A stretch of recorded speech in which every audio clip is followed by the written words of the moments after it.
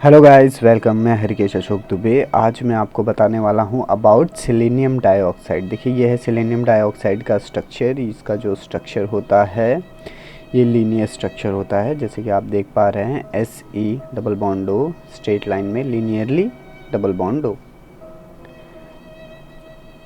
इसका जो अपीयरेंस होता है ये white volatile lustrous crystalline solid powder होता है, यानी ये सफ़ेद कलर का चमकीला क्रिस्टलाइन पाउडर होता है। इसका जो स्मेल है ये पंजेंट सोर स्मेल आता है। इसका जो मेल्टिंग पॉइंट है, इसका melting point approx 340 degree Celsius है। इसकी डेंसिटी यानी सेलेनियम डाइऑक्साइड की डेंसिटी 3.954 ग्राम पर सेंटीमीटर क्यूब, यानी कि ये वाटर से ज़्यादा डेंस होता है। इसका जो मॉलिक्यूलर वेट है वो है 110.97। ये काफ़ी टॉक्सिक होता है इन्हेलेशन और इसके कांटेक्ट में आने पे, तो इससे बच के रहें गाइस। चलिए नेक्स्ट देखते हैं। Selenium dioxide is oxidising agent for alpha oxidation और अलाइलिक ऑक्सीडेशन, यानी सेलेनियम डाइऑक्साइड का इस्तेमाल अल्फा ऑक्सीडेशन के लिए यूज़ होता है और अलाइलिक ऑक्सीडेशन के लिए यूज़ होता है। सेलेनियम डाइऑक्साइड एक टॉक्सिक सब्सटेंस है। इसका सॉल्वेंट जो है वो dioxane, acetic acid, acetic anhydride, water और इथेनॉल में प्रिपेयर किया जा सकता है। गाइस, ये काफ़ी ज़्यादा टॉक्सिक होता है, तो while handling selenium dioxide must take the precaution लेना ज़रूरी है। सेलेनियम डाइऑक्साइड यूजफुल है oxidation of ketone and aldehyde to 1,2 dicarbonyl compound, यानी सेलेनियम डाइऑक्साइड का इस्तेमाल होता है कीटोन और अल्डिहाइड को ऑक्सीडाइज करने के लिए, जो कि ऑक्सीडाइज होकर आपको 1,2 डाइकार्बोनाइल कंपाउंड देता है। यानी कि selenium dioxide can be use for the oxidation of aldehyde and ketone. Now, during the oxidation, selenium dioxide loss oxygen and reduce into the metallic selenium, यानी जब ये सेलेनियम डाइऑक्साइड ऑक्सीडेशन करता है तो अपने ऑक्सीजन लूज करके ये metallic selenium में कन्वर्ट हो जाता है। चलिए एप्लीकेशन देख लेते हैं। What are the application of a selenium dioxide. Selenium dioxide oxide यानी oxidise alpha carbon to carbonyl compound, ये अल्फा कार्बन को कार्बोनाइल कंपाउंड के अंदर ऑक्सीडाइज कर देता है। चलिए एक एग्जांपल से इसको समझेंगे। मान लीजिए आपके पास ये फॉलोइंग ग्रुप है, CH3 CH2 double bond CO CH3 CH3। अगर मैं देखूँ तो पेंटेन 3 ऑन के पास 2 अल्फ़ा कार्बन्स हैं, तो ऑक्सीडेशन कहीं पे भी पॉसिबल हो सकता है। सो मैंने इस वाले अल्फ़ा कार्बन को ऑक्सीडाइज कर दिया है, तो हमारे पास आ गया है पेंटेन 2,3 डायऑन, यानी पेंटेन 3 ऑन से हमें पेंटेन 2,3 डायऑन ऑब्टेन हो गया है। Now oxidation is possible when alpha carbon has at least 2 hydrogen. Oxidation selenium dioxide के साथ तभी पॉसिबल होगा जब अल्फ़ा कार्बन के पास कम से कम 2 हाइड्रोजन होने चाहिए। चलिए इसे भी एक एग्जांपल से समझ लेंगे। मान लीजिए आपके पास CH3 CH2 C double bond O और CH3 है, यानी कि हमने क्या ले लिया है, ब्यूटेन 2 ऑन। ब्यूटेन 2 ऑन के पास आप देख सकते हैं कि 2 अल्फ़ा कार्बन्स हैं, लेकिन ये वाला जो अल्फ़ा कार्बन है इसके पास 2 हाइड्रोजन है। ओके, 2 हाइड्रोजन होने के कारण ये मोर रिएक्टिव अल्फ़ा कार्बन होगा। क्यों? क्योंकि देखिए ये जो मिथाइल ग्रुप है यहाँ से प्लस आई इफेक्ट दे रहा है, प्लस आई इंडक्टिव इफेक्ट, जिसके वजह से इलेक्ट्रॉन का migration toward the carbonyl compound है। ओके, जिसके वजह से ये जो अल्फ़ा कार्बन है ये मोर रिएक्टिव हो जाता है, more reactive alpha carbon. Hence oxidation take place on this alpha carbon.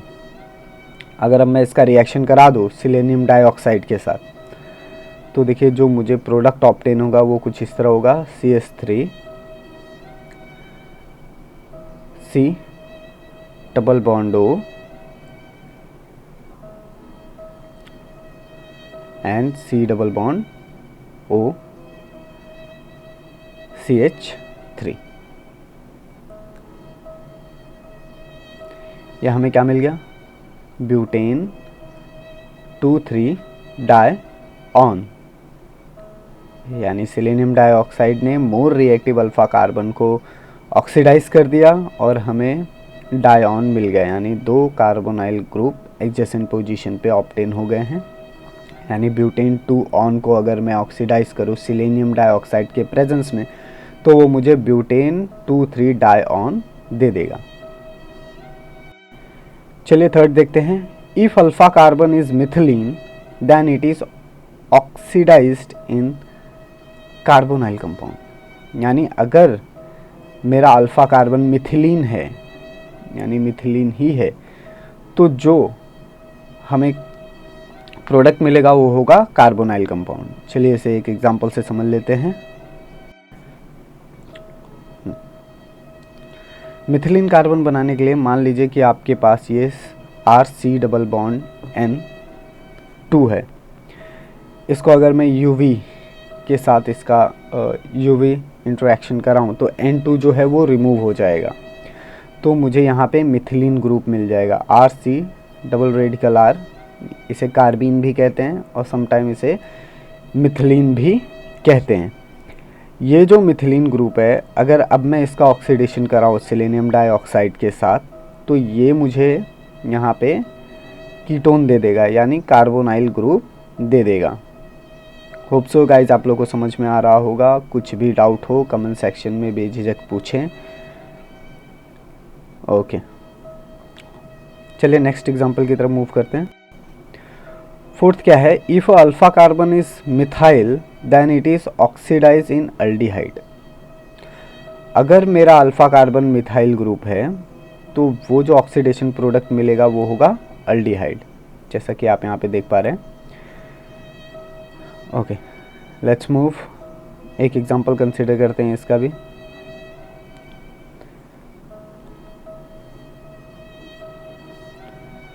Okay,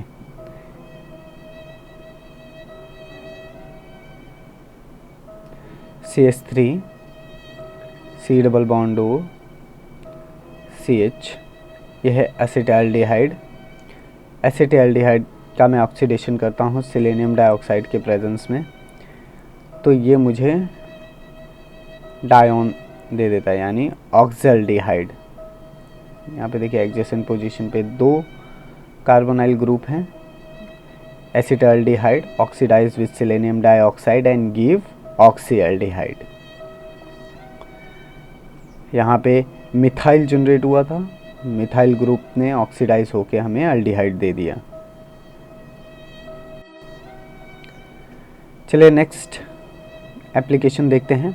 जो रिएक्टिविटी है मिथिलीन की is more than the methyl group, hence the reaction is regio selective.